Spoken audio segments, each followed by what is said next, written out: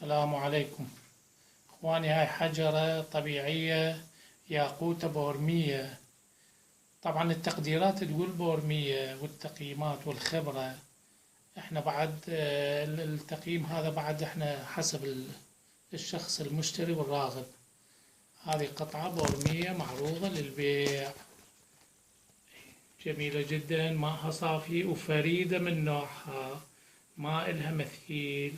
طبعا هاي القطعة التقطناها من مكان يعني صعب انه تتواجد به هيك قطعة. هي قطعة فريدة وجميلة وما إلها شبيه أبدا.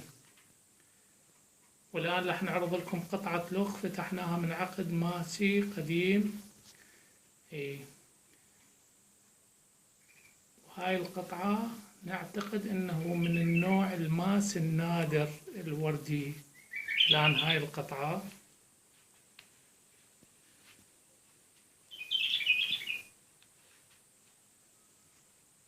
هاي القطعة اللي هي من النوع فتحناها من عقد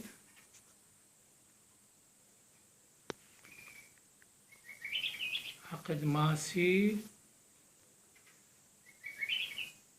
كانت تتوسطه. هي الحقيقة احنا اشتريناها بس القطعة وفتحناها من العقد صاحبه يعني فككها وباعها أيضا باعها، بس احنا القطعة اشتريناها لأنه حسينا أنه هذا العقد ملكي،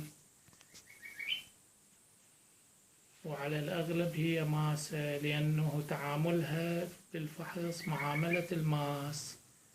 من نفحصها بالجهاز تأشر على أنه هي ماس. هاي وحدة، بالإضافة إلى أنه بريقها وماءها ما تبين أنه هي ياقوتة، لأن ما هو مواصفاتها مواصفات الماس. لذلك احنا نبيعها، اللي يحب نبيع له قوترة، واللي لا يحب انه يرغب تقييمه وتشيكها ما عندنا مانع.